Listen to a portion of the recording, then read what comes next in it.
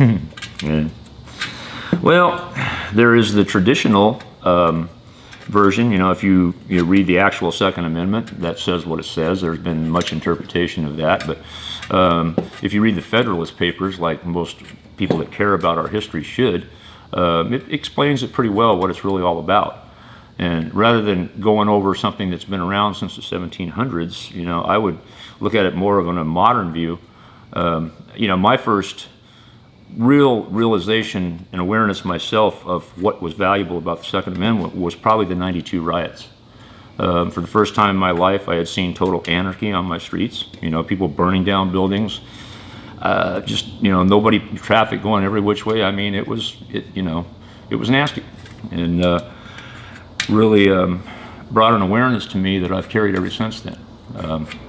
And I mean, you think about natural disasters. You know, a lot of people say, well, you know, the Second Amendment is to protect yourself from the government. Well, you know it is.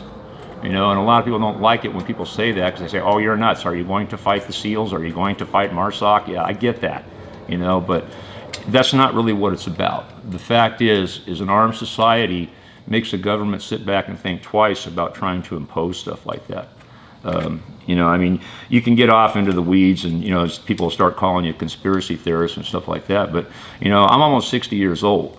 I remember when it was not like this.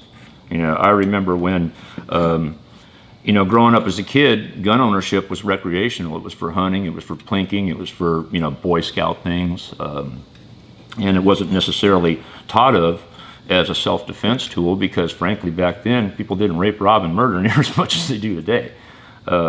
Making the Second Amendment far more valuable for its real reason, to protect your freedom, to protect what you've earned as a responsible adult. You know, we work for the things. You know, I've worked for my business. I don't want somebody to come in here and ransack it. If they came in here, they're going to get shot. But that's my priority. That's my priority as a free person, to protect myself, the people that are important to me, and I believe my possessions as well. You know, people, that might be controversial for some, but you know what? I worked hard for what I got, you know, and I'm not a rich guy. I don't want to give it up. The government's already taken enough of it as it is, you know. It's hard to feed them and my family at the same time, you know. So, Second Amendment, I think it's pretty clear. And anybody who can't get around that is just in some kind of denial, you know. I mean, what's the old saying that, you know, you can take an anti-gun liberal and they can get assaulted, and all of a sudden they'll be pro-gun. I don't remember how the actual saying goes, but I've seen it happen a lot of times. You know, I've seen people that never thought about that, and all of a sudden one day their house is burglarized, they're beaten, they're raped, whatever. Their mind changes. The smart ones, anyhow. Then you hear this nonsense. Well, you know, if you're going to get raped, just pee on your attacker.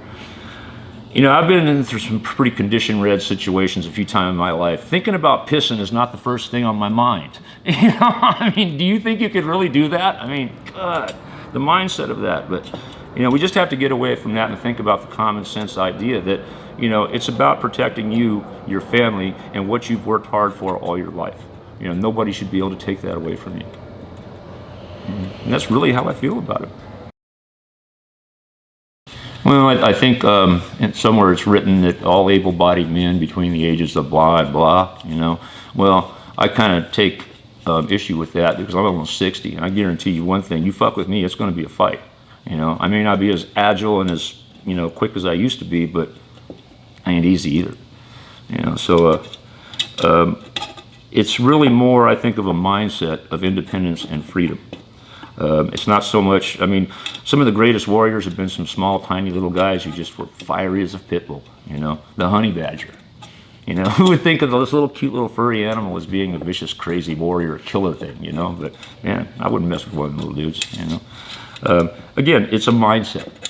I mean, to me, anyhow, my mindset says, you know, I'm a pretty easygoing guy, you know.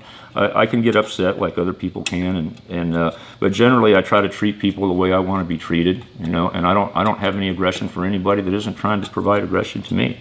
And there are levels of aggression that you return with that, you know, and that's really all part of the self-defense mechanism itself, whether you choose to escalate a situation or you choose to de-escalate a situation.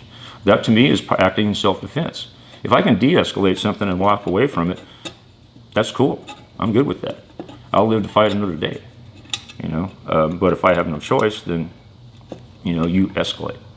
Or, you get what I mean there, Hans? Yeah.